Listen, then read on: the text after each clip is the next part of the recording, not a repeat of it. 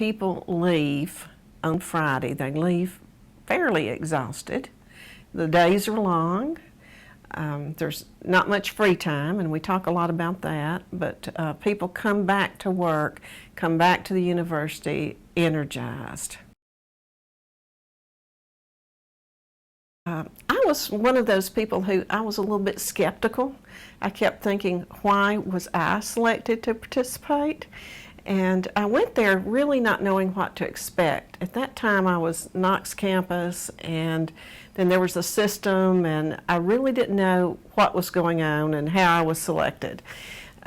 But during that week I was there, I could not believe how much I learned. That's the first place I ever heard of servant leadership. And I found that, like a lot of people who've come up in the academic way, route, we may know a lot about an author or about our research, but we are not educated, most of us, in leadership. So that just opened up a whole world to me. And then I found we had a speaker that year who talked about servant leadership. So that was my first brush with servant leadership. And it really spoke to me, and has spoken to me ever since.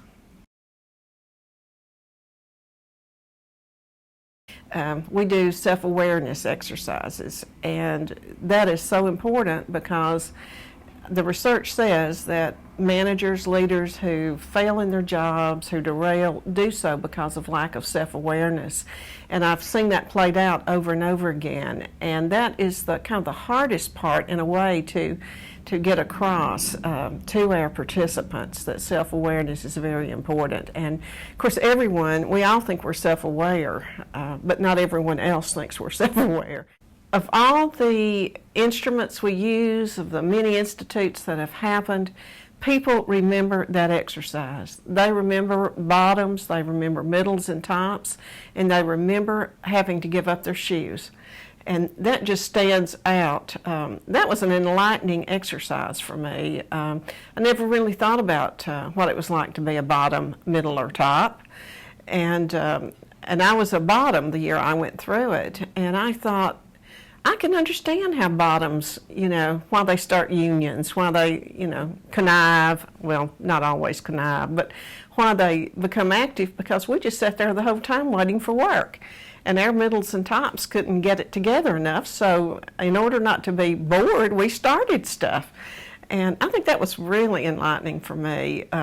That's a hard exercise in a way. I always tell the facilitators that they're earning every penny of the money they don't make when they process that exercise, because it is so hard to get people, the participants, off. Well, that wouldn't happen in my situation, or I don't like the exercise. And to get them onto, what did you learn from it? What are your hooks? What did this tell you about how you work in an organization and how others work? So I think that's one of the harder parts of it. It's also the most remembered. Many of us get into leadership positions because we did something else well. And so we get into these positions, and I see this over and over, especially with academic department heads, and then all of a sudden we're dealing with conflict, we're dealing with, the organization, the structure, how do I get things done, how do I relate to this person in my department. And I think it gives us a real base for what it is that we need to do as leaders of the university. I'm amazed at how willing people are, the participants are, to help the university improve. And they are dedicated to that. And the whole part of this institute, where we take it back home, we see what we can do to help make a difference, I think that's a big part of the institute. The three words I would select would be energized, positive thoughts, and willingness.